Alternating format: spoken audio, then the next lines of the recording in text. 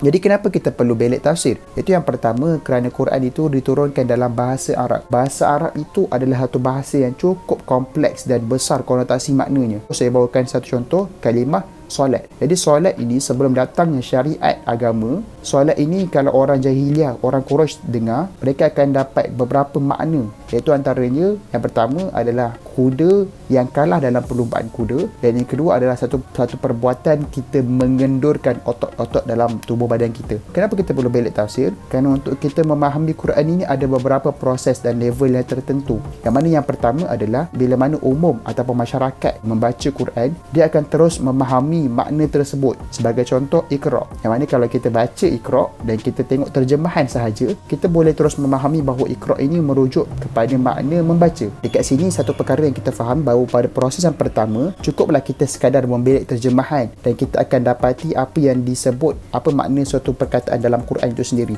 Dan adakah terjemahan itu adalah tafsir?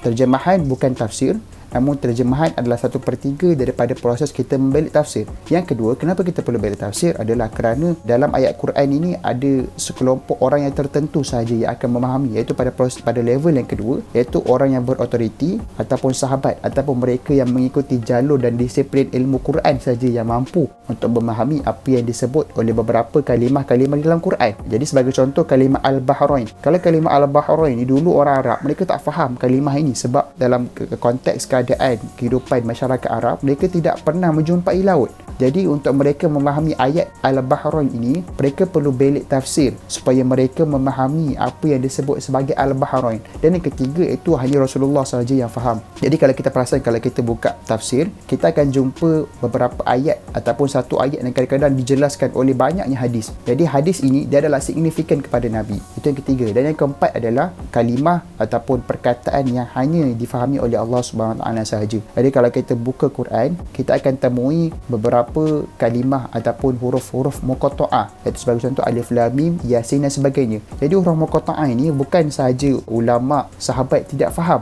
bahkan Nabi sendiri tidak mengetahui apa yang disebut sebagai huruf muqatta'ah ini. Maka bagaimana sifat Nabi dan juga sahabat serta para ulama-ulama tafsir ini, bahawa mereka serahkan makna bagi kalimah-kalimah tersebut kepada Allah SWT. Jadi kalau kita tidak belik tafsir, kita tidak akan tahu bagaimana kita nak berinteraksi dengan beberapa level yang tertentu. Jadi ini menjelaskan kenapa bila mana kita baca Quran, kita tidak cukup sekadar kita belik terjemahan, kita juga perlu membelik tafsir. Kerana tafsir ini adalah proses yang dilakukan oleh orang yang berautoriti untuk membantu kita memahami apa yang disebutkan dalam Quran. Semoga penjelasan ini membantu dan memberikan kita motivasi untuk terus berinteraksi dan terus membaca Al-Quran.